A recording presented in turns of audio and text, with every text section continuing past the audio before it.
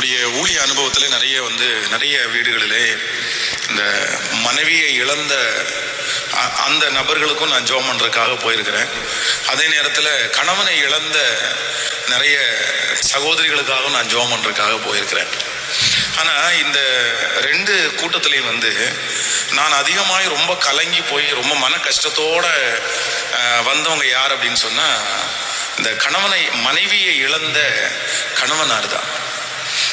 நிறைய குடும்பங்களிலே தன்னுடைய கணவனை இழந்த மனைவிகளிலே நிறைய பேர் ரொம்ப போல்டா இருக்கிறத நான் பார்த்தேன். அவங்க ரொம்ப தைரியம் உள்ளவர்களாக அவர்களே வேலை செய்து அவர்களே பிள்ளைகளை அவங்க கவனிச்சு அவங்க பிள்ளைகளை விசாரித்து அவங்க சில நேரங்களில் அவங்களுக்கு துக்கம் இல்லாம எல்லாம் இல்லை, ஆனா அந்த கொடிய துக்கம் என்கிற ஒரு துக்கம் இல்லாம சரி ஓகே நீ என்ன பண்றது, நம்ம வாழ்ந்து தானே ஆகணும், நம்முடைய பிள்ளைகளை கவனிச்சு தானே ஆகணும் அப்படின்னு சொல்லிட்டு எல்லா துக்கத்தையும் அப்படியே சகித்து கொண்டு அந்த குடும்பத்தை ரொம்ப அழகா நடத்தி அந்த பிள்ளைகளை எல்லாம் நல்ல முறையில கொண்டு வந்திருக்கிற நிறைய பேரை நான் கவனித்திருக்கிறேன்.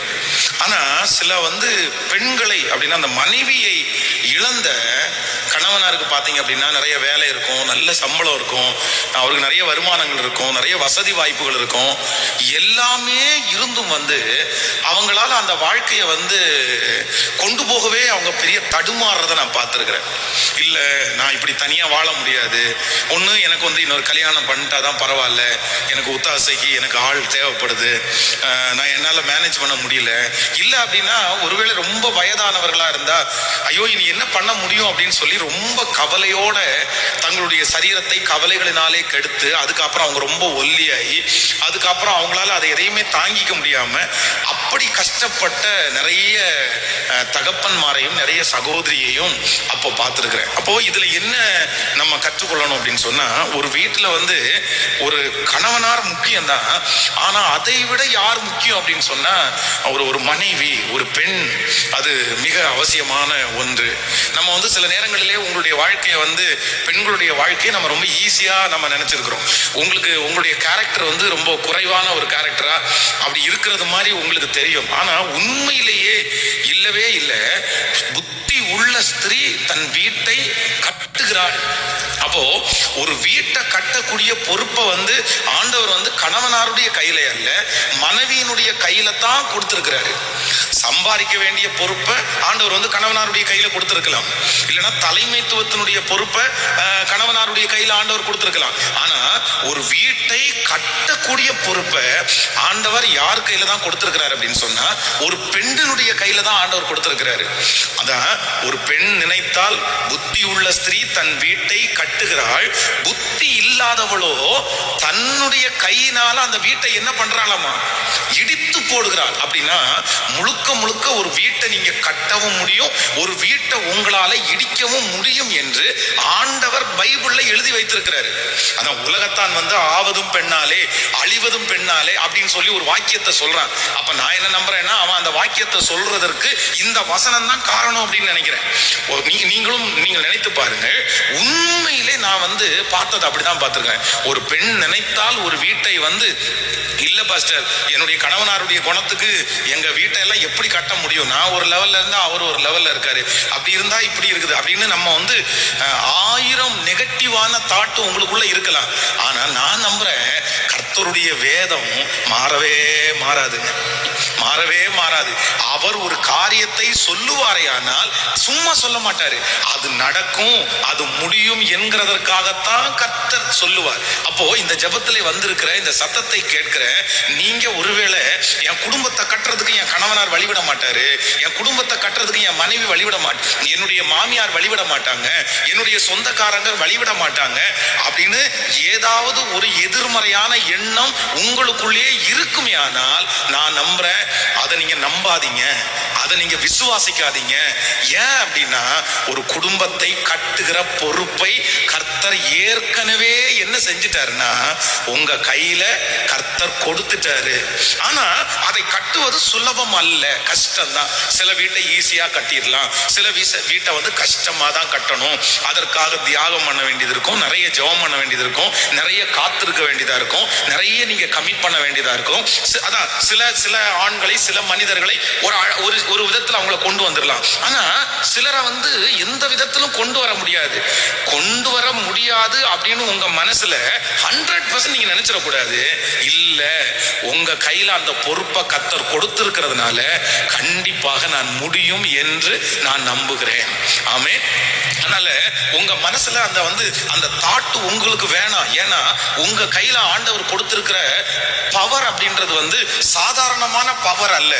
பெரிய பவரை கர்த்தர் தந்திருக்கிறார், பெரிய வலிமையை கர்த்தர் தந்திருக்கிறார், பெரிய ஆற்றலை கர்த்தர் தந்திருக்கிறார். ஆனா நீங்க என்ன பண்றீங்க அப்படின்னா, சமுதாயத்துல நீங்க மதிக்கப்படாததுனால, உங்களுடைய குடும்பத்திலே நிறைய அங்கீகாரங்கள் உங்களுக்கு சில நேரத்துல கிடைக்காததுனால, உங்களுக்கு நிறைய என்கரேஜ்மெண்ட் கிடைக்காததுனால உங்க மனசு சோர்ந்து போய் நீங்க அந்த காரியங்களுக்கு நீங்க முயற்சி எடுக்கிறது இல்லை. ஆனா இன்னைக்கு இந்த கூட்டத்துல ஒரு தீர்மானத்தோட போங்க. ஆண்டவரே, என்னுடைய கையினால நான் என்னுடைய வீட்டை, என்னுடைய குடும்பத்தை நான் என்ன பண்ணுவேன் அப்படின்னா கட்டுவேன்ற ஒரு தீர்மானத்தோட போங்க.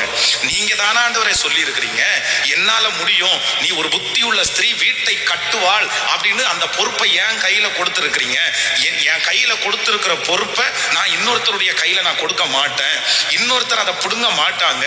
என் ஜீவன் இருக்கிற வரைக்கும் என்னுடைய உடைஞ்சு போன, நொந்து போய் கிடக்கிற என் குடும்பத்தை நான் கட்டுவேன்னு நீங்க ஒரு தீர்மானம் எடுத்துட்டு போங்க.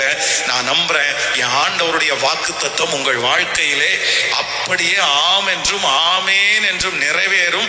கர்த்தருடைய வேதம் குறைவற்றது. கர்த்தருடைய வேதம் ஒரு நாளும் பொய் சொல்லவே சொல்லாது. ஆமேன் சொல்லுங்கள். அப்போ ஒரு வைராக்கியம் உங்களுக்கு வேணும். என்ன வைராக்கியம் வேணும் அப்படின்னா, என் குடும்பத்தை நான் தான் கட்டணும், என் குடும்பத்தை நான் தான் கட்டணும். பாருங்க ஆண்டவருடைய பிள்ளைகளே, முன் காலத்துல எல்லாம் பாத்தீங்க, எங்க தாத்தா இல்லைன்னா எங்க அம்மா அவங்களுடைய காலங்களில எல்லாம் பாத்தீங்கன்னா குடும்பத்தை கட்டுகிறவங்க எதையுமே பெருசா கேட்காம இருக்கிறதுல அந்த குடும்பத்தை ரொம்ப நேர்த்தியா நடத்துவாங்க. என்ன இருக்குதோ அன்னைக்கு வெளியே போகிற அந்த நபர் கிழங்கு தான் கொண்டு வராங்கன்னு வைங்களேன், கப்ப கிழங்கு தான் கொண்டு வராங்கன்னு வைங்களேன், அந்த கப்ப கிழங்க வச்சு அன்னைக்கு இருக்கிற எல்லா பிள்ளைகளுக்கும் சாப்பாடு கொடுத்து அவங்களும் கொஞ்சம் சாப்பிட்டுட்டு இல்ல சாப்பிடாம அப்படியே படுத்துருவாங்க. நமக்கு முன்னாடி இருந்த நம்முடைய தாயும் தகப்பனும் அவங்களுடைய குடும்பத்தை, அந்த கணவனார் ஊதாரித்தனமா சிலர் இருப்பாங்க, சிலர் குடிகாரங்களா இருப்பாங்க, சிலர் ரொம்ப ஃப்ரெண்ட்ஸோட அப்படி பண்ணுவாங்க. ஆனா அவர்கள் குடும்பத்தை கவனிக்கிறாங்களோ இல்லையோ, அந்த அம்மா அந்த குடும்பத்தை விடாம என்ன பண்ணும் அப்படின்னா அப்படியே கட்டி காத்து கொள்ளும். அதான் நான் என்னுடைய தாயாரை எதுல மெச்சிக்கிறனோ இல்லையோ, இதுல ரொம்ப அதிகமாய் மெச்சி கொள்ளுவேன். எங்க தகப்பனார் ரொம்ப குடிகாரரா இருந்து அவர் ரொம்ப பிராண்டி ஷாப்ல அடிமையாகி தன்னுடைய வஸ்திரம் கூட தெரியாம விலகி படுத்து கிடக்கும் போது, நாங்க 5 பிள்ளைங்க, எங்க அம்மா நினைச்சிருந்தா எங்க 5 பேரையும் விட்டுட்டு அவங்க போயிருக்கலாம். எங்க அப்பா கூட விட்டுட்டு இல்லைன்னா ஏதாவது அனாராசிரமத்துல எங்களை கொண்டு போய் விட்டுட்டு, நீ பாத்துக்கோ உன் பிள்ளைய, என்னால உன் கூட அடி தாங்க முடியல அப்படின்னு சொல்லிட்டு எங்க அம்மா போயிருக்கலாம். ஆனா அவ்வளவு நெருக்கத்தின் மத்தியிலையும் அவ்வளவு எங்க அப்பாவுடைய அடி, எங்க அப்பா நிறைய அடிச்சிருக்காரு, அதனாலேயே அவங்க நிறைய பலவீனம் ஆயிட்டாங்க. இப்ப எங்க அப்பா தாங்குறாரு எங்க அம்மாவை. ஆனா ஒரு காலத்துல அந்த குடி போதையின் மூலமாய் அறியாமையினால நிறைய அடி கொடுத்துருக்கிறாரு. அதெல்லாம் அவங்க உடம்புல இன்னைக்கு பாதிப்பா இருக்குது. ஆனா அவங்க நாங்க ரொம்ப அவங்கள மெச்சிக்கிறது என்னன்னா, அவ்வளவு பெரிய சூழ்நிலையிலையும் எங்களை விட்டுட்டு எங்க அம்மா போகணும்னு நினைக்கவே இல்லைங்க. அதனால பேருடைய உயிரும் காப்பாற்றப்பட்டு எந்த அநாத இல்லத்திலையுமே கொண்டு போய் விடாம எங்களை கஷ்டப்பட்டு அவர்களே கீரையை போய் நட்டு அந்த கீரை விளைஞ்சதுக்கு அப்புறம் கொண்டு போய் வித்து அதுல இருந்து வருகிற பணத்தை எல்லாம் வச்சு எங்களுக்கு சாப்பாடு போட்டு இன்றைக்கு அதுல ஒரு ஊழியக்காரனாய் கூட கர்த்தர் நிறுத்தி இருக்கிறார். அப்போ நான் நம்புறேன், எந்த காரணம் கொண்டும் நீங்க உங்களுக்கு கொடுத்திருக்கிற பொறுப்பை நீங்க விட்டுட்டும் போக கூடாது, இன்னொருத்தருடைய கையில கொடுத்துடவும் கூடாது. குடும்பத்தை கட்ட போறது நான் தான். செங்கல் இருக்கு, சாந்து இருக்குது, மண் இருக்குது, எல்லாமே இருக்குது. ஆனா அந்த குடும்பத்தை அழகா கட்டுற கொத்தனார் யார் அப்படின்னா நீங்க தான். உங்களுக்கு தான் நிறைய போராட்டம் வரும், நிறைய சூழ்நிலைகள் மாறி மாறி வரும். ஆனா உங்க மனசு சொல்லணும், இத ஒரு நாள் நான் சத்துருடைய கையில என்ன பண்ண மாட்டேன்னா விட்டு கொடுக்கவே மாட்டேன். இப்ப கூட இந்த ஜபத்துல இருக்கிற நீங்க கூட நிறைய பேர் சோர்ந்து போய் வந்திருக்கலாம். என்ன பாஸ்டர் நான் என்ன பண்றது, என்னுடைய அவருக்கு ஒரு அறிவு வேண்டாமா, என் பிள்ளைகளுக்கு ஒரு அறிவு வேண்டாமா, நான் என்னத்தை பண்றேன், நான் என்ன செய்யறேன், நான் என் அம்மா வீட்டை விட்டு வந்தேன், நான் எல்லா சந்தோஷத்தையும் இவங்களுக்காக தான் நான் இழந்தேன், நான் ஒரு நல்ல சாரி கூட கட்டுறது இல்ல, நான் ஒரு நல்ல சாப்பாடு கூட சாப்பிடுறது இல்ல, ஆனா சுத்தமா என்னை புரிஞ்சுக்கவே மாட்டேங்கிறாங்க. எனக்கு வேண்டாம், நான் மட்டும் எதுக்கு பாடுபடுறேன், நான் மட்டும் எதுக்கு உழைக்கிறேன், நான் மட்டும் எதுக்கு கண்ணீர் வடிக்கணும், நான் மட்டும் எதுக்கு ஜெபிக்கணும் அப்படின்ற ஒரு கேள்விக்குறி உங்களுடைய இருதயத்துக்குள்ள வறுமையானால் உங்க பொறுப்புல நீங்க தவறுறீங்கன்னு அர்த்தம். உங்க பொறுப்புல நீங்க தவறுறீங்கன்னு அர்த்தம். என் கையில ஆண்டவர் இந்த ஊழியத்தினுடைய பொறுப்பை கர்த்தர் என் கையில கொடுத்திருக்கிறாரு. இந்த பொறுப்பை கொடுக்கும் போது 4 விதமா 4 பிரச்சனை இருக்கத்தான் செய்யும். நம்மளை தூசிக்கிறவங்க இருப்பாங்க, நம்மளை ரொம்ப கஷ்டப்படுத்துறவங்க இருப்பாங்க, நன்மையை வாங்கிட்டு பகைக்கிறவங்க இருப்பாங்க, நம்மளுக்கு எதிர்த்து பேசுவாங்க. ஆனா நான் எதுல கவனமா இருக்கணும் அப்படின்னா, இது யார் கையில கொடுக்கப்பட்டிருக்கிற பொறுப்பு. நீங்க என்ன திட்டுறீங்கன்றதுக்காக நான் விட்டு போயிட முடியுமா? நீங்க என் மேல பழி சொன்னீங்கன்றதுக்காக நான் விட்டுட்டு ஓடிட முடியுமா? இல்ல இல்ல இல்ல இல்ல. எவ்வளவு பெரிய பாரம் வந்தாலும் அந்த பாரத்தை எல்லாம் தாங்கி இந்த திருச்சபையை, இந்த ஊழியத்தை நான் கட்டணும்னு நினைக்கிறது தான் ஆண்டவர் என் கையில கொடுக்கிற பொறுப்பை நிறைவேற்றுகிறது. அந்த மாதிரி குடும்பம் என்கிறது, மனைவி என்கிற ஸ்தானம் உங்க குடும்பத்தை எவ்வளவு சூழ்நிலை வந்தாலும் நீங்க கட்டணும்னு ஆண்டவர் சொல்றாரு. அப்போ ஃபர்ஸ்ட் நம்ம எதற்காக ஜெபிக்க போறோம்னா, ஆண்டவரே என் குடும்பத்தை நான் அழிச்சிடக்கூடாது, என் கைனாலேயே என் குடும்பத்தை உடைச்சிடக்கூடாது, என் கைனாலேயே என் பிள்ளைகளுடைய வாழ்க்கையை நான் கெடுத்துடக்கூடாது. நான் சொல்றேன், அந்த மாதிரி நிறைய பேர் இருக்கிறாங்க. அவங்க கையினாலேயே பாத்தீங்க அப்படின்னா அவங்களுடைய குடும்பத்தை அழிச்சிட்டாங்க. நீங்கள் நல்ல எவ்வளவு மோசமான தாய்கள் எல்லாம் கூட இருக்கிறாங்கன்றதுக்கு ஒரு உதாரணம் சொல்றேன். ஒரு தாய் அவர்கள் சம்பாத்தியம் அவங்களுக்கு இல்லை. அதனால அந்த சம்பாத்தியம் இல்லாத எல்லாரும் இல்ல, சம்பாத்தியம் இல்லாதனால அவங்க தவறான வேலைகளை தெரிந்தெடுத்து அதன் மூலமாய் நிறைய சம்பாதிக்கிறாங்க. ஆனா அதுல ஒரு பெரிய சம்பாத்தியத்தை பார்த்துட்டு அவங்க மனசு என்ன சொல்லுதுன்னா, தன்னுடைய பிள்ளையும் அந்த மாதிரி காரியத்துல என்கரேஜ் பண்ணி அதன் மூலமா சம்பாதிக்கணும்னு அவங்க நினைக்கிறத கடந்த நாட்கள்ல நான் அதை பார்த்துட்டு ரொம்ப கஷ்டமா இருந்துச்சு. அப்போ ஆண்டவருடைய பிள்ளைகளுக்கு அப்படிப்பட்ட எண்ணம் இருந்துடவே கூடாது. இல்ல இல்ல, என் பிள்ளைகளையோ என் குடும்பத்தையோ என் கணவனாரையோ நான் அழிச்சிடக்கூடாது. நான் என்ன பண்ணணும்னா என் குடும்பத்தை வாழ வைக்கணும். அந்த பவரை ஆண்டவர் உங்க கையில கொடுத்திருக்கிறாருன்னா கண்டிப்பா கர்த்தர் தந்திருக்கிறாரு. விசுவாசிக்கிறீங்களா இல்லையா? என் கையில ஒரு அபிஷேகம் இருக்குது, கையில ஒரு தலைமைத்துவம் இருக்கிறது, என் கையில ஒரு பெரிய பொறுப்பு இருக்குது. அந்த பொறுப்பை கர்த்தர் உங்க கையில கொடுப்பாரையானால் அதற்கு வேண்டிய கிருபையையும் கர்த்தர் உங்களுக்கு தருவார் என்கிறதுல எந்த சந்தேகமும் இல்லை. ஆமென். நானும் இத்தனை நாட்கள் பார்த்திருக்கிறேன். இந்த ஆண்கள் பாத்தீங்க அப்படின்னு சொன்னா நிறைய பேருக்கு அடிக்கடி உடல்நிலை சரியில்லாம போயிடும். உடல்நிலை சரியில்லாம கம்பெனிக்கு லீவ் எடுத்து வீட்டுல 2 நாள் ரெஸ்ட் எடுப்பாங்க. ஆனா பெண்களுக்கு அவங்களுக்கு வியாதி வருதானே நமக்கு கேள்விக்குறியா இருக்கும். அவங்களுக்கு ஏதாவது வியாதி வருமானே, ஆனா ஓயாம குறுக்கு வலின்னு தான் சொல்லிட்டு இருப்பாங்க, ஓயாம கழுத்து வலின்னு சொல்லிட்டு இருப்பாங்க. கழுத்து வலிக்குது, முதுகு வலிக்குது, எல்லாம் வலிக்குது. ஆனா சமையல் சொல்லுங்க, சமையல் நடந்துருது, வீடு கூட்டுறது நடந்துருது, பாத்ரூம் கிளீன் பண்றது நடந்துருது, பாத்திரம் விளக்குறது நடந்துருது. என்னைக்காவது ஒரு நாள் எனக்கு முதுகு வலிக்குது, கொஞ்சம் பாத்திரம் கழுவி கொடுங்க நம்ம சொல்றோமா நிறைய பேரு இல்ல. அப்ப நான் என்ன நம்புறேன் அப்படின்னா, அதான் ஆண்டவர் சொல்றாரு, உன் பலவீனத்திலே என் பலன் பூரணமாய் விளங்கும். கர்த்தர் உங்க குடும்பத்தை கட்டுறதற்கு உங்க கையில பொறுப்பை கொடுத்ததுக்கு அப்புறம் உங்களுக்கு திராணியே இல்லைன்னாலும், உங்களுக்கு தகுதியே இல்லைன்னாலும், உங்களுக்கு பலனே இல்லைன்னாலும் கர்த்தர் சொல்றாரு, ஒரு பொறுப்பை நான் கொடுத்திருப்பேனே ஆனால் அதை செய்து முடிக்க வேண்டிய மகிமையும் நான் உனக்கு தந்திருக்கிறேன்னு கர்த்தர் வாக்கு கொடுக்கிறாரு. அதனால நீங்க சோர்ந்து போக கூடாது. நான் அடிக்கடி உங்களுக்கு சொல்லுவேன், இந்த லோத்துனுடைய மனைவியினுடைய இழப்பை குறித்து சொல்லுவேன். அந்த குடும்பத்துல எல்லாருமே உயிரோட இருக்கிறாங்க, எல்லாருமே உயிரோட இருக்கிறாங்க. வேதம் சொல்லுது, கணவனார் உயிரோட இருக்கிறாரு, பிள்ளைங்க 2 பேரும் உயிரோட இருக்கிறாங்க. ஆனா அந்த வீட்டுல யாரு செத்து இறந்து போனா அப்படின்னா, மனைவி, லோத்துனுடைய மனைவி இறந்து போனாங்க. கவனிங்க, இதே இதை நீங்க நகோமியினுடைய வாழ்க்கையில வாசிக்க முடியும். என்ன வாசிக்க முடியும்னா, அந்த வீட்டுல நகோமி உயிரோட இருக்கிறாங்க, மருமக்கள் 2 பேரும் உயிரோட இருக்கிறாங்க. இப்ப யார் இறந்து போனது அப்படின்னா, நகோமியினுடைய புருஷன் இறந்து போயிட்டாரு, நகோமியினுடைய 2 பிள்ளைகளும் இறந்து போயிட்டாங்க. வேதத்துல இந்த 2 குடும்பத்தையும் ஒப்பிட்டு பாருங்க. ஒரு குடும்பத்துல மனைவி இறந்து போயிட்டாங்க, இன்னொரு வீட்டுல நகோமி உயிரோட இருக்கிறாங்க, மருமக்கள் 2 பேரும் உயிரோட இருக்கிறாங்க. இப்ப யார் இறந்து போனது அப்படின்னா, நகோமியினுடைய புருஷன் இறந்து போயிட்டாரு, நகோமியினுடைய 2 பிள்ளைகளும் இறந்து போயிட்டாங்க. வேதத்துல இந்த ரெண்டு குடும்பத்தையும் ஒப்பிட்டு பாருங்க. ஒரு குடும்பத்துல மனைவி இறந்து போயிட்டாங்க, இன்னொரு குடும்பத்துல கணவன் இறந்து போயிட்டாங்க. இந்த ரெண்டு குடும்பத்தையும் நீ ஒப்பிட்டு பார்த்தா எந்த குடும்பம் நின்றுச்சு, எந்த குடும்பம் அழிஞ்சிருச்சு? லோத்துனுடைய மனைவி என்னைக்கு உப்பு தூணாய் மரிச்சு போனாங்களோ அன்னையோட அந்த குடும்பம் ஒண்ணும் இல்லாம போயிடுச்சுங்க. பிள்ளைகள் தருதலையா போயிட்டாங்க. தன்னுடைய தகப்பன் என்னதான் இருந்தாலும் நான் என்ன சொல்றேன்னா, அவர் ஒரு நல்ல தகப்பன் இல்ல. முதல்ல அந்த பிள்ளைங்க வந்து அவங்க அப்பாவுக்கு தண்ணி வாங்கி கொடுத்தாங்கன்னு, தண்ணி திராட்சரத்தை கொடுத்தாங்கன்னு நம்ம சொல்றோம்.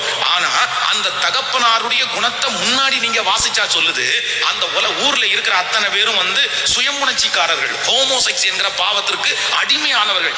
அவங்க எல்லாரும் ரெண்டு ஆம்பளைங்க வீட்டுல வந்த உடனே அவங்கள்ட்ட தப்பா நடக்கணும்னு எல்லாரும் கிளம்பி வரும்போது அவங்க அப்பங்காரா என்ன சொல்றாரு அப்படின்னா, இதான் எனக்கு முன்னாடி 2 வயசுக்கு வந்த பிள்ளைங்க 2 பேரும் புருஷன் அறியாதவங்க இருக்கிறாங்க, அவங்கள கொண்டு வந்து வெளியே விடுறேன், உங்களுக்கு இஷ்டமானபடி செய்யுங்கள். அப்போ நான் என்ன நம்புறேன் அப்படின்னா, அந்த தகப்பனுக்கும் பிள்ளைங்க மேல என்ன இல்ல, பாசம் இல்ல. இந்த பிள்ளைகளுக்கும் தகப்பன் மேல என்ன இல்ல, பாசமே இல்லை. இது எதனால வந்துச்சுன்னா, அந்த அம்மா ஒரே ஒருத்தர் அந்த குடும்பத்துல மிஸ் ஆனதுனால அந்த குடும்பமே சாபமான சன்னதியாக மாற்றப்பட்டுருச்சு. நான் சீக்கிரம் செத்து போகணும், நான் இந்த வீட்டுல ரொம்ப நாள் இருக்க கூடாது, என்னை எடுத்துக்குங்க ஆண்டவரே, நான் இந்த வீட்டுல வேஸ்ட், நான் இந்த வீட்டுல சும்மா இருக்கிறேன், எனக்கு எதுக்கு இந்த உயிர் இருக்குது, அவர் பார்த்துக்குவார் அவர் குடும்பத்தை, என் பிள்ளை என் குடும்பத்தை பார்த்துக்குவாரு அப்படின்ற நினைப்புல எந்த அம்மா எந்த சிஸ்டர் இந்த ஜெபத்துல இருந்தாலும், ஆண்டவருடைய பிள்ளையே அந்த தப்பை நீங்க பண்ணாதீங்க. நீங்க மட்டும் உங்க குடும்பத்துல இல்லை அப்படின்னா உங்க குடும்பம் இன்னைக்கு இருக்கிற பாதுகாப்பு கூட உங்களுக்கு இருக்காதுங்க. உங்க பிள்ளைகளுக்கு இன்னைக்கு இருக்கிற பாதுகாப்பு, இன்னைக்கு உங்களால தான் உங்க பிள்ளைங்க பாதுகாக்கப்படுறாங்க, உங்களால தான் உங்களுடைய கணவனார் பாதுகாக்கப்படுறாங்க. நீங்க அந்த ஸ்தானத்தை எதற்காகவும் எவ்வளவு பெரிய பிரச்சனை வந்தாலும் ஆண்டவரே நான் விட்டு கொடுக்க மாட்டேன் அப்படின்னு நீங்க ஜெபம் பண்ணணும். எனக்கு பலத்தை தாங்க ஆண்டவரே, எனக்கு தாங்கக்கூடிய சக்தியை தாங்க ஆண்டவரே, அப்படிதான் நீங்க கேட்கணுமே தவிர என்னை எடுத்துக்குங்க ஆண்டவரே நீங்க ஜெபிக்க கூடாது. நான் சொல்றேன், உங்க கணவனாருக்கு தெரியாது உங்க அருமை தெரியாது, உங்க பிள்ளைகளுக்கு உங்களுக்கு உங்க அருமை தெரியாது, திட்டுவாங்க. அதான் நீ என்னத்துக்கு உயிரோட இருக்கிற அப்படின்னு வாங்க, நீ இல்லை அப்படின்னா எனக்கு சமையல் பண்றதுக்கு ஹோட்டல் இல்லையான்னு வாங்க. ஆனா நீங்க இல்லாத அந்த வாழ்க்கை தான் அப்பதான் தெரியும். அதனால நான் உங்களுக்காக என்ன ஜெபிக்கிறேன்னா, உங்க எல்லாருக்கும் ஆண்டவர் நீடிய ஆயுள் தரணும், உங்க ஆயுசு கர்த்தர் பெருக பண்ணணும். நீங்க உங்க வீட்டுல உங்க பிள்ளைகளுடைய பிள்ளைகளை பார்க்காம நீங்க என்ன பண்ணிடக்கூடாது அப்படின்னா, இந்த உலகத்தை விட்டே போயிடக்கூடாது. ஆனா ஒரு மாசமான ஒரு பெண் வந்து அந்த காதல் திருமணம் செய்யறாங்க பாருங்களேன். அந்த பிள்ளைங்க வந்து தன்னுடைய வீட்டை எப்ப ரொம்ப மிஸ் பண்ணுவாங்க அப்படின்னா, மாசமா இருக்கும் போது அங்க மிஸ் பண்ணுவாங்க. இந்த லவ் பண்ணி அம்மா அப்பாவை வெறுத்து ஓடுறாங்கல்ல அந்த பிள்ளைங்க, அவங்க எப்பவுமே அதை ஃபீல் பண்ண மாட்டாங்க. என்னதான் கணவனார் வந்து தங்கமா இருந்தாலும் அந்த நேரத்துல, அந்த குழந்தைய பெற்றெடுக்கிற நேரத்துல அவங்க என்ன நினைப்பாங்கன்னா, எங்க அம்மா என் கூட இருந்தா நல்லா இருக்கும் அப்படி. ஏன்னா அந்த வலி, அந்த போராட்டம் யாருக்கு தெரியாது. கணவனார் நீங்க வந்து அப்படி இருக்கும்போது கணவனார் என்ன சொல்லுவாங்க தெரியுமா, ஆமா ஊர்ல ஒருத்தனும் வந்து குழந்தை பெத்தெடுக்கவே இல்லை அப்படின்னு தான் சொல்லுவாங்க. யாருமே குழந்தைய பெத்தெடுக்கலையா, நீ மட்டும்தான் என்னமோ, எங்க அம்மாவும் 11 பெத்தா, இப்படிப்பட்ட வார்த்தை பேசுவாங்க. எங்க அம்மாவும் 11 பெத்தா. ஆனா ஒரு உயிர் நீங்க, இன்னொரு உயிரை உங்க வயித்துல நீங்க என்ன பண்றீங்க, சுமக்குறீங்க. அதனுடைய வலி கர்த்தருக்கு தெரியும், அதுக்கப்புறம் உங்களுக்கு மட்டும்தான் தெரியும். அதுதான் ஆண்டவர் சொல்லும் போது சொல்றாரு, சகோதரியானவள் பிள்ளை பேற்றினால் ரட்சிக்கப்படுகிறாள். அப்புறம் உங்களுக்கு வந்து அந்த வலிய ஆண்டவர் சொல்றாரு, நீங்க ரட்சிப்புக்கு அதை கொண்டு கம்பேர் பண்றாரு, இது பெரிய தியாகம் அப்படின்னு ஆண்டவர் சொல்றாரு. அப்போ ஒரு குழந்தைய, ஒரு உயிரை சுமக்கிறது அப்படின்றது வந்து பெரிய பாடு. அப்போ ஒரு பிள்ளைக்கு, அம்மா அப்பா வெறுத்து போற பிள்ளைக்கு அந்த நேரத்துல தன்னுடைய அம்மா பக்கத்துல இருந்துட்டு, இப்படிதாம்மா இருக்கும், இந்த மாதிரிதாம்மா இருக்கும், நீ பயப்படாத, அதெல்லாம் ஒன்றும் பிரச்சனை இல்லை, அம்மா இந்த பாதையில தான் கடந்து வந்தேன், அம்மா உன்னை பெத்தெடுத்தேன்ல, அந்த மாதிரி வார்த்தையை சொல்றது அந்த குழந்தைக்கு எப்படி, அந்த பிள்ளைக்கு எப்படி இருக்கும் அப்படின்னு சொன்னா, தேவதூதரே நேரடியா வந்து சொல்ற மாதிரி இருக்கும். ஆமென், உண்மைதானே? அப்போ நீங்க மறந்துடாதீங்க, அது உங்க பிள்ளைகளுக்காக மட்டும் அல்ல, உங்க குடும்பத்திற்கு ஆண்டவர் உங்களை கட்டுவதற்கு உங்களை தான் ஆண்டவர் வச்சிருக்கிறார். அதனால இன்னைக்கு இந்த ஜெபத்துல எல்லாரும் ஆண்டவரிடத்துல கேட்கணும். ஆண்டவரே, நான் சீக்கிரமா என்ன பண்ணிடக்கூடாதுன்னா, நான் மறிக்க கூடாது ஆண்டவரே. நான் சீக்கிரமா பலவீனம் ஆயிடக்கூடாது ஆண்டவரே. எனக்கு நல்ல பலத்தை தாங்க ஆண்டவரே. எனக்கு நல்ல ஆரோக்கியத்தை தாங்க ஆண்டவரே. நான் நல்லா ஜெபிக்கணும் ஆண்டவரே. ஆண்டவரே, நான் நல்லா உங்களோட உறவாடணும் ஆண்டவரே. ஏன்னா உங்களுடைய ரிஃப்ளைட் தான் நான் இன்னைக்கு இந்த பாஸ்டர் அந்த இடத்துல இருக்கிறேன் பாருங்க. என்னுடைய ஜெபம் தான் உங்களுக்கு அப்படியே வெளிப்படும். என்னுடைய உபவாசம் தான் உங்களுக்கு வெளிப்படும். என்னுடைய தியானம் தான் உங்களுக்கு வெளிப்படும். நான் எந்த அளவுக்கு கர்த்தர் சமூகத்துல உட்கார்ந்து கர்த்தருடைய வார்த்தையை கேட்டு ஜெபம் பண்ணி ஆண்டவரோட நடக்கிறேனோ அதுதான் இந்த சபையை கட்டும், அதுதான் இந்த சபையை வளர்த்தும். அதே போலத்தான் குடும்பத்தை கட்டுற பொறுப்பை ஆண்டவர் உங்க கையில கொடுத்திருக்கிறாரு. நீங்க பலவீனமானீங்கன்னா அங்க தெரியும், நீங்க சோர்ந்து போனீங்கன்னா அங்க தெரியும், நீங்க ஜெபிக்கிறதுக்கு மறந்துட்டீங்கன்னா அங்க தெரியும். உங்க குடும்பத்திலே நடக்கிற அநேக புயல்கள், அநேக இழப்புகள், அநேக நஷ்டங்களுக்கு நான் கர்த்தருடைய பலிபீடத்திலிருந்து சொல்றேன், உங்களுடைய குறைவை நீங்க செக் பண்ணுங்க. உங்க குறைவை செக் பண்ணுங்க. ஏன்னா பொறுப்பை கர்த்தர் கணவனாருடைய கையில கொடுக்கல, உங்க கையில தான் கொடுத்தாரு. உங்க கையில கொடுத்தாரு. நீங்க ஜெபிக்கிறதுக்கு எங்கேயாவது மறந்துட்டீங்களா? நீங்க உபவாசம் இருக்கிறதுக்கு எங்கேயாவது மறந்துட்டீங்களா? உங்க வாழ்க்கையில வேற ஏதாவது வந்துருச்சா? நீங்க செக் பண்ணுங்க. நீங்க சரியா இருக்கும்போது, நீங்க அந்த பொறுப்புல உண்மையா இருக்கும்போது, கண்டிப்பா உங்க அனுமதி இல்லாம சத்துரு உங்க குடும்பத்தை கையாடல் பண்ண முடியவே முடியாது. ஆமென் சொல்லுங்க. அப்ப எல்லாரும் இன்னைக்கு ஜெபிக்கணும். என்ன ஜெபிக்கணும்னா, என் குடும்பத்தை நான் கட்டுவதற்கு என் கையை நீங்க என்ன பண்ணுங்கன்னா, உங்க இடிஞ்சு போன, அதான் ஆண்டவர் சொல்றார், விழுந்து போன தாவீதின் கூடாரத்தை திரும்ப எடுப்பித்து கட்டுகிற கர்த்தர். உங்க வீட்டுல இருக்கிற திறப்புகளை எல்லாம் நீங்க அடைக்கணும். உங்க வீட்டுல இருக்கிற ஓட்டைகளை எல்லாம் நீங்க அடைக்கணும். உங்க வீட்டுல அபிஷேகம் பெறாத பிள்ளை அபிஷேகம் பெறணும். உங்க வீட்டுல ரட்சிக்கப்படாத பிள்ளை ரட்சிக்கப்படணும். உங்க வீட்டுல ரட்சிக்கப்படாத கணவனார் ரட்சிக்கப்படணும். ஒரு மனம் திரும்புதல் வரணும், ஒரு அபிஷேகம் வரணும், ஒரு எழுப்புதல் வரணும், ஒரு சம்பாத்தியம் வரணும், ஒரு சொந்தமா ஒரு வீடை வாங்கணும், ஒரு சொந்தமா ஒரு கார் வாங்கணும். இது எல்லா தரிசனமும் உங்களுடைய கணவனாருக்கு இருக்கோ இல்லையோ, யாருக்கு இருக்கணும்னா உங்களுக்கு இருக்கணும். ஏன் அப்படின்னா, குடும்பத்தை கட்டுற பொறுப்பை கர்த்தர் உங்க கையில கொடுத்துட்டாரு. உங்க கையில கொடுத்துட்டாரு. அப்ப இன்னைக்கு கேட்க போறேன் எல்லாரும், ஆண்டவரே, என் குடும்பத்தை நான் என்ன பண்ணணும் அப்படின்னா, கட்டணும். என் குடும்பத்தை கட்டணும், என் குடும்பத்தை நான் கட்டணும் ஆண்டவரே, என் வீட்டை நான் கட்டணும். அப்புறம் கர்த்தருடைய வருகை தாமதிச்சுன்னா, அப்படியே வயசாகி நீங்க மரிக்கும் போது எப்படின்னா, என் குடும்பத்தை நான் என்ன பண்ணிட்டேன்னா, கட்டி நான் ஃபினிஷ் பண்ணிட்டேன். என் வீட்டை கட்டிட்டேன், என் பையன் செட்டில் ஆயிட்டான், என் பொண்ணு செட்டில் ஆயிட்டா, என்னுடைய வீடு கட்டப்பட்டுச்சு, அவ்வளவுதான். என் கணவனார் செட்டில் ஆயிட்டாரு. இன்னும் ஜெபிக்கும் போது உங்க கணவனார் ஃபர்ஸ்ட் மரிக்கட்டும், ஆனா நீங்க ஃபர்ஸ்ட் மரிக்க கூடாது. இந்த ஜெபத்துல இருக்கிற ஒவ்வொருத்தரும் என்ன ஜெபிக்கணும்னா, ஆண்டவரே, என்னை எடுத்துக்காதீங்க, என் கணவனார வழி அனுப்புனதுக்கு அப்புறம் நான் போகணும்னு ஜெபம் பண்ணுங்க. ஏன் அப்படின்னா, உங்க கணவனார் போனதுக்கு அப்புறம் உங்க ஆயுசு நாட்கள் 1 வருஷமோ 2 வருஷமோ 5 வருஷமோ நீங்க சமாளிப்பீங்களான்னு கேட்டா கண்டிப்பா சமாளிப்பீங்க. உங்களுக்கு எது போதும் தெரியுமா? ஆலயம் போதுங்க, வார்த்தை போதுங்க. உங்களுக்கு இது இந்த சர்ச்சுக்கு மட்டும் வர்றதுக்கு உங்களுக்கு விடுதலை இருந்துச்சுன்னு வைங்களேன், கர்த்தருடைய வார்த்தையை மட்டும் கேட்கறதுக்கு விடுதலை இருந்துச்சுன்னு வைங்களேன், 3 நேரத்துக்கு ஒரே நேரம் சாப்பிட்டுட்டு சர்ச்சிலேயே ஒரு வாரத்துல படுத்து சத்தியத்தை கேட்டுட்டு பரலோகம் போயிடலான்ற எண்ணம் உங்களுக்கு இருக்கா இல்லையா? நீங்க யாருமே இல்லாம ஆண்டவருடைய வார்த்தையும் அவருடைய சமூகம் இருந்தா வாழ்ந்துருவீங்க. ஆனா உங்க கணவனார் நீங்க நினைச்சு பாருங்க, நீங்களே கற்பனை பண்ணி பாருங்க. எல்லாத்துக்கும் யார் வேணும் தெரியுமா? சொல்லுங்க. எல்லாத்துக்குமே நீங்க வேணும். ஒரு தண்ணி எடுத்து கொடுக்கணும்னா கூட, தண்ணி எடுத்துட்டு வா, டவலை எடு, தண்ணியை பிடிச்சி வச்சியா, அந்த மாதிரி நிறைய பேர் தன்னுடைய மனைவியை டிபெண்ட் பண்றவங்க தான் இருக்கிறாங்க. அதனால ஆண்டவரத்துல எல்லாரும் கேட்கணும், ஆண்டவரே, என் குடும்பத்தை நான் என்ன பண்ணணும்னா கட்டணும். அது பொல்லாம இடிஞ்சு போய் கிடக்கலாம், ஆனா கர்த்தர் உங்களுக்கு கையில அபிஷேகத்தை கொடுத்துட்டாரு. நீங்க கட்ட முடியும்.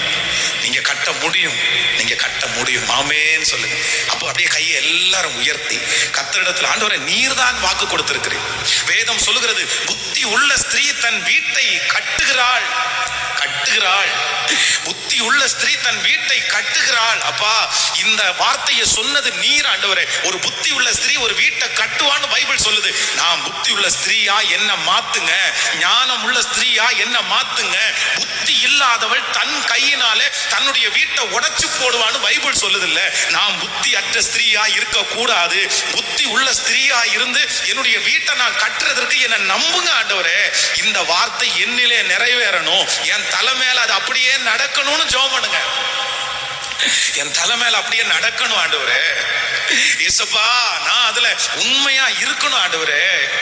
ஸ்தோத்திரம் ஸ்தோத்திரம் ஸ்தோத்திரம் ஸ்தோத்திரம். நீர் இரக்கம் செய்கிறவர், நீர் இரக்கம் செய்கிறவர். எல்லாரும் அப்படியே ஜெபம் பண்ணுங்க. அப்பா, என்ன அப்படி நம்புங்க ஆண்டவரே. ஆண்டவரே, நான் என்னுடைய வீட்டை கட்டணும்னு ஜெபம் பண்ணுங்க. என்னுடைய வீட்டை கட்டணும், என் குடும்பத்தை கட்டணும், என் மகனுடைய வாழ்க்கையை கட்டணும், என் மகளுடைய வாழ்க்கையை கட்டணும். ஹல்லேலூயா. தேவனே, அதற்கு நீர் என்னை நம்புவீராக. ஸ்தோத்திரம். கேளுங்க, அந்த கிருபையை கேளுங்க. அப்பா, அந்த கிருபையை தாரும் ஆண்டவரே. ஸ்தோத்திரம் ஸ்தோத்திரம் ஸ்தோத்திரம். எனக்கு வேண்டும் ஆண்டவரே. ஓ ஹல்லேலூயா. இன்னும் தேவை கிருபை